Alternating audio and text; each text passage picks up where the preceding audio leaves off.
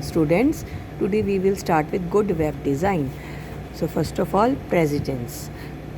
That is good web design, perhaps even more than other type of design, is about information. तो जब हम design करते हैं ना वेब पेज को, तो इस तरह डिज़ाइन करना चाहिए है भी ਉਹਦਾ ਪਹਿਲਾਂ ਕੀ ਆਵੇ ਬਾਅਦ ਚੋਂ ਕੀ ਆਵੇ, ਤਾਂ ਕਿ ਵੈਬਸਾਈਟ ਖੋਲ੍ਹਦੇ ਸਾਰ ਮਤਲਬ ਕਿ ਜੋ ਹੈਗਾ ਕਲਾਇੰਟ ਉਹਨੂੰ ਪਤਾ ਚੱਲ ਜੇ ਵੀ ਇਹ ਸਾਈਟ ਕਿਸ ਬਾਰੇ ਆ। ਜਿਵੇਂ one of the biggest tools is here is your arsenal to do this is precedence. When navigating a good design, the user should lead around the screen by the designer. I call this precedence, and it's about how much visual weight different parts of your design have. ਤਾਂ ਜਿਵੇਂ example ਹੈਗੀ logo. ਤਾਂ ਅਗਰ ਆਪਾਂ ਕੋਈ ਵੀ site ਖੋਲ੍ਹਦੇ ਹੈਗੇ ਆ ਤਾਂ ਲੈਫਟ ਸਾਈਡ 'ਤੇ ਉਹਦਾ ਲੋਗੋ ਹੁੰਦਾ ਹੈਗਾ, ਉਹਦੇ ਨਾਲ ਇਹ ਪਤਾ ਚੱਲ ਜਾਂਦਾ ਲੋਗੋ ਦੇਖੀ ਪਤਾ ਚੱਲ ਜਾਂਦਾ ਵੀ ਕਿਹੜੀ ਸਾਈਟ ਹੈ। ਠੀਕ ਹੈ, ਜਿਵੇਂ ਹੁਣ ਤੁਸੀਂ ਕਾਲਜ ਦੀ ਸਾਈਟ ਖੋਲੋਗੇ ਤਾਂ ਉਹਦੇ 'ਚ ਕਾਲਜ ਦਾ ਲੋਗੋ ਹੋਏਗਾ। ਸੋ ਦਾ ਥਿੰਗ ਇਜ਼ ਕਿ ਐਗਜ਼ਾਮਪਲ ਹੈਗੀ ਹੈ, ਇਹ ਮੈਂ ਤੁਹਾਨੂੰ ਦੱਸਤਾ logo the example, but present should go much further. It should direct the user's eyes through a sequence of steps. For example, you might want your user to go from the logo brand to a primary position statement next to the punchy image to give the site a personality. So then the main body text and the navigation and slide bar take secondary. तो सब तो पहला वो position होगी लोगो दी, फिर उस तो बाद ਸੈਕੰਡਰੀ ਪੋਜੀਸ਼ਨ ਹੋਗੀ। ਅੱਗੇ ਜੋ ਵੀ ਆਪਾਂ ਸਪੋਜ਼ ਅਗਰ ਕਾਲਜ ਦੀ ਐਗਜ਼ਾਮਪਲ ਹੀ ਲਈਏ ਤਾਂ ਸਭ ਤੋਂ ਪਹਿਲਾਂ ਕਾਲਜ ਦਾ ਲੋਗੋ, ਉਹਦਾ ਨੇਮ ਆ ਜਾਂਦਾ ਹੈਗਾ, ਫਿਰ ਉਹਦੇ ਬਾਰੇ ਵੀ ਅਬਾਊਟ ਇੱਕ ਲਿੰਕ ਹੁੰਦਾ ਜਿਹਦੇ ਨਾਲ ਆਪਾਂ ਕਾਲਜ ਦੇ ਬਾਰੇ ਦੱਸਦੇ ਹੈਗੇ ਆ।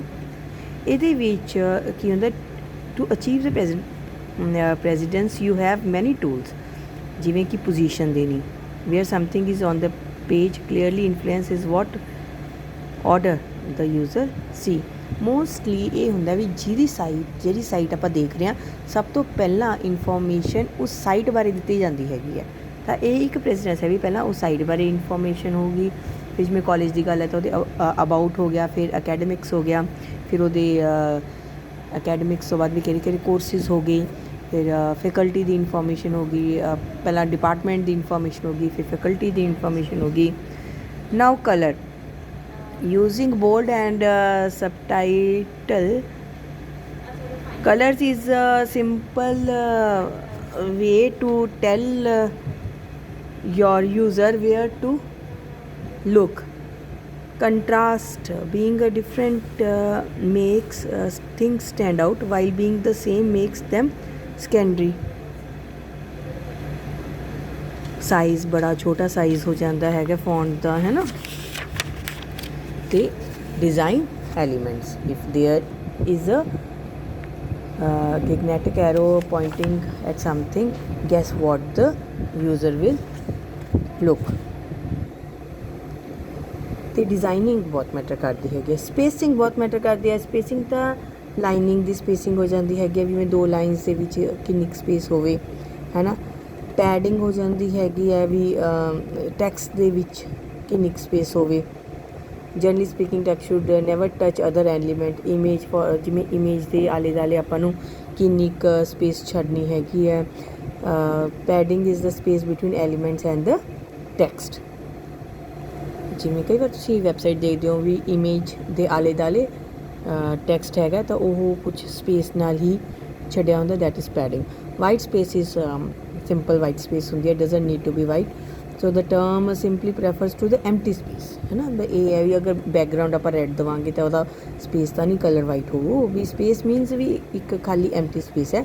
White space is use to give balance or proportion and contrast to a page. A lot of white spaces tends to make things seem more elegant and upmarket. So for example, if you go to an expensive architect site, you will almost always see a lot of space. If you want to learn to use white space effectively, go through a magazine and look how adverts are laid out.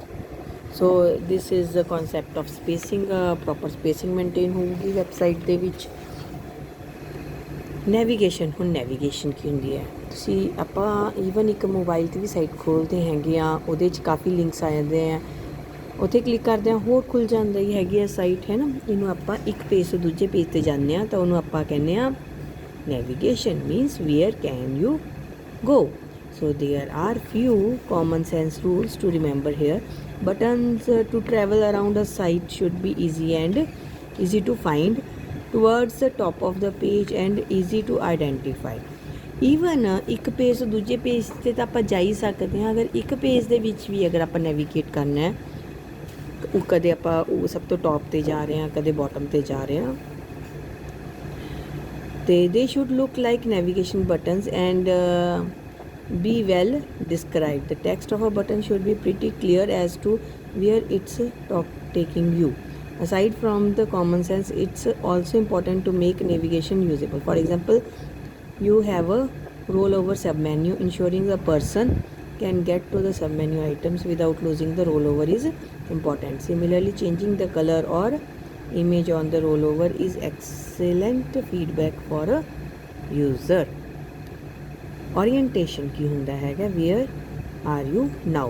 So there are lots of ways you can orient a user, so there is no excuse not to. In small sites it might be just a matter of a big heading or a down version to the appropriate button in your menu. In larger sites you might make use of breadcrumbs, trails, subheadings and a sitemap for a truly lost. ਹੁਣ ਕਈ ਵਾਰ ਆਪਾਂ ਦੇਖਦੇ ਹੈਗੇ ਆ ਵੀ ਅਗਰ ਤੁਸੀਂ land property ਵਗੈਰਾ ਦੀ sites ਦੇਖੋਗੇ ਤਾਂ ਉਹਦੇ ਵਿੱਚ ਕਈ ਵਾਰ ਮੈਪਸ ਵੀ ਇਨਕਲੂਡਡ ਹੈ। ਵੈਸੇ ਗੂਗਲ ਮੈਪ ਤਾਂ ਆਪਾਂ ਸਾਰਿਆਂ ਨੇ ਯੂਜ਼ ਕੀਤਾ ਹੈਗਾ, ਅਤੇ ਉਹਦੇ ਵਿੱਚ ਇਨਬਿਲਟ ਹੀ ਹੁੰਦੇ ਨੇ ਮੈਪਸ ਕਈਆਂ ਸਾਈਟਾਂ ਦੇ ਵਿੱਚ, ਠੀਕ ਹੈ, ਜਿਹਦੇ ਨਾਲ ਆਪਾਂ ਵਿਊ ਕਰ ਸਕਦੇ ਹਾਂ ਵੀ ਉਹ ਪਰਟੀਕੂਲਰ ਪਲੇਸ ਕਿੱਥੇ ਹੈਗੀ ਹੈ ਨਾ।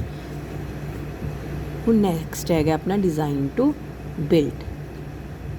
ਸਭ ਤੋਂ ਪਹਿਲਾਂ ਜਿਹੜਾ ਵੈਬ ਡਿਜ਼ਾਈਨਰ ਹੈਗਾ ਉਹ ਕੀ ਚੈੱਕ ਕਰਦਾ ਹੈਗਾ ਕਿ ਆਪਣਾ ਪੇਜ ਜਿਹੜਾ ਹੈਗਾ ਡਾਊਨਲੋਡ ਜਲਦੀ ਹੋ ਜਾਵੇ, ਯਾਨੀ ਇੰਨਾ ਹੈਵੀ ਪੇਜ ਨਾ ਹੋਵੇ ਕਿ ਉਹਨੂੰ ਡਾਊਨਲੋਡ ਹੋਣ 'ਚ ਹੀ ਦੇਰ ਲੱਗ ਜਾਵੇ। ਤਾਂ first is page is download quickly. First page and home page fits into 800 × 600 pixel space. ਕਈ ਵਾਰ ਐ ਹੁੰਦਾ ਵੀ ਜਿਹੜਾ ਆਪਾਂ ਇੱਕ ਤੁਸੀਂ ਸੁਣਿਆ ਹੋਏਗਾ ਜ਼ੂਮ ਇਨ ਜ਼ੂਮ ਆਊਟ, ਹੈ ਨਾ, ਤਾਂ ਆਪਾਂ ਨੂੰ ਇੱਕ ਵਾਰ ਤਾਂ ਲੁੱਕ ਉਹਨਾਂ ਨੂੰ ਇਹੋ ਜਿਹੀ ਹੀ ਕਲਾਇੰਟ ਨੂੰ ਦੇਣੀ ਹੈ ਨਾ ਵੀ ਜਿਹੜਾ 800 × 600 ਪਿਕਸਲ ਦੇ ਵਿੱਚ ਉਹ ਦਿਖੇ। ਅਗਰ ਆਪਾਂ ਬਹੁਤ ਵੱਡਾ ਕਰਕੇ ਦੇ ਦਾਂਗੇ ਉਹ ਵੀ ਫਿਜ਼ੀਬਲ ਨਹੀਂ ਹੈ, ਬਹੁਤ ਛੋਟਾ ਦੇਖਾਂਗੇ ਵੀ ਜਿਹੜਾ ਪੜ੍ਹਿਆ ਨਾ ਜਾਵੇ, ਰੀਡ ਨਾ ਹੋਇਆ ਜਾਵੇ, ਉਹ ਵੀ ਫਿਜ਼ੀਬਲ ਨਹੀਂ ਹੈ। So all other pages have the immediate visual impact within this 800 × 600 pixel. Good use of graphic elements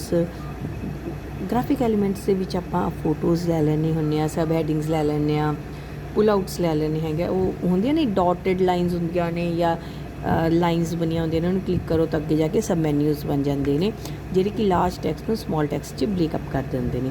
so every web page is the site looks like it belongs to the same site. There are repetitive elements that carry throughout the page. So today we will have read 4 points.